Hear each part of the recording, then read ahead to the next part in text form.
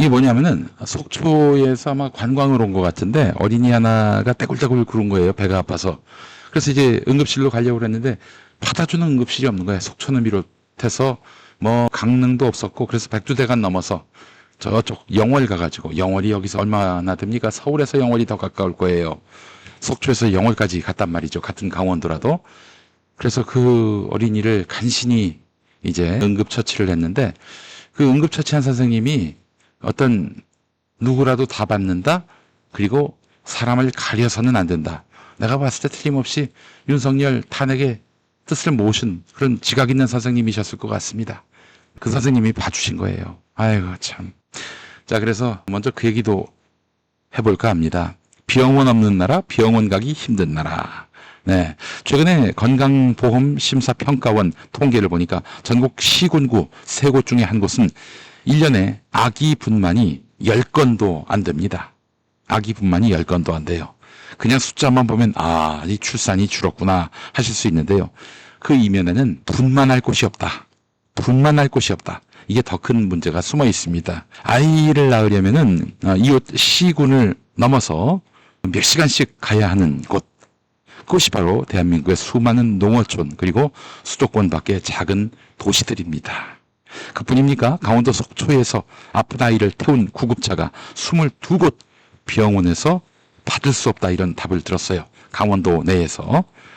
그래서 무려 15번째 병원에서야 허락을 받고 속초에서 영월까지 170km를 달려야 했습니다. 결국 체했다, 이런 진단에 불과했지만 문제는 병이 아니라 이 나라의 의료 시스템이 중환자실에 놓여 있다는 사실입니다. 헌법은 모든 국민이 치료받을 권리를 가진다고 명시하고 있습니다. 그러니까 말하자면은 이 어린이는 헌법 아래에 있지 않았던 것이죠. 22군데 병원에서 받을 수 없다는 답을 들으면서 말이죠. 근데 이 권리가 지역에 따라 있을 수도 있고 없을 수도 있는 선택사항이 돼버린 꼴이 된 것이죠. 헌법상 권리가. 서울 강남 한복판에서는 10분 안에 대학병원 응급실에 갈 수 있지만 강원도 영월, 평창, 정선에서는 소아과 야간 진료하는 곳이 단 한 곳뿐입니다. 약국 문 닫기 전에 뛰어가야 약을 받을 수 있고 응급실 문 앞에서 거절당하는 것은 이젠 더 이상 뉴스도 아닙니다. 이렇게 되면은 지역 균형 발전이요, 말뿐입니다. 아이를 낳을 곳도 아플 때 치료받을 곳도 없는 지역에 누가 남아서 살겠습니까? 결국 젊은 사람은 떠나고 학교는 문 닫고 상점은 비고 남은 것은 지역 공동화, 텅텅 빈다 할 때 공동화, 지역 공동화와 의료 사막뿐입니다. 의료는 돈이 되는 곳에서만 하는 사업이 아니라 국가가 책임져야 할 생명 안전망이지요. 지금처럼 수도권과 부유한 도시 중심의 의료 구조를 방치하게 된다면 우리가 지키려던 국민 모두의 권리와 지역 의술 조용히 그러나 확실히 사라지게 될 것입니다. 자, 그렇다면 이 의료 사망 문제 어떻게 풀어가야 할까? 이재명 정부라면은 다음과 같은 방식으로 접근할 수 있을 거라 생각이 됩니다. 첫 번째, 공공의료 확충입니다. 지역마다 최소한 분만, 응급, 소아과 진료가 가능한 권역별 공공병원을 지정하고 국가가 의사와 간호사의 인건비를 직접 지원하는 겁니다. 국가가. 네. 민간 병원이 수익성이 없다, 이런 바로 떠나잖아요. 그렇게 떠난 자리에 공공이 메우는 것입니다. 사실 이 방법밖에 없어요. 두 번째, 지역의사제와 필수 의료 전담팀의 구성입니다. 지역 출신의 의대생을 국가 장학금으로 키워서 그 지역에서 10년 이상 근무하게 하고 전문 과목별로 공공의료 전담팀을 구성해서 전국의 의료 사막을 순환하면서 진료하도록 하는 것입니다. 세 번째, 원격 의료와 이동 진료 병행.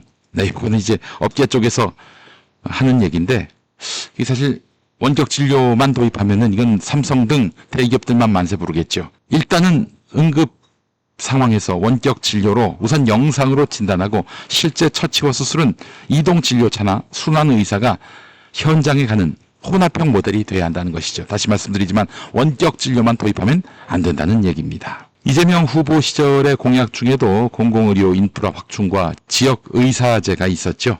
문제는 이런 정책이 실행되려면 대통령의 의지가 절대적이라는 겁니다.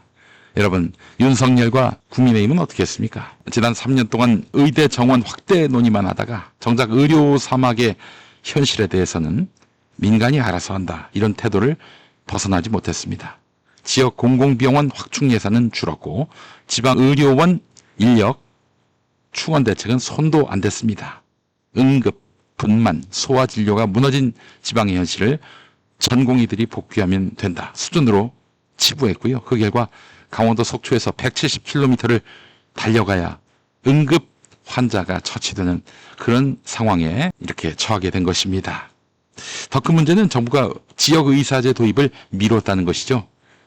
의사단체들의 반발로 의료 사막을 메울 유일한 구조적 해결책을 포기한 셈입니다. 그러면서 국민 생명권 보장이라는 헌법 의무를 사실상 방기해 왔습니다. 여러분, 의료 사막은 하루아침에 생기지 않았습니다. 그러나 방치하면 하루아침에 사람 살기 힘든 지역이 됩니다. 그렇잖아요. 치료할 곳이 없으면 거기가 사막하고 뭐가 다릅니까?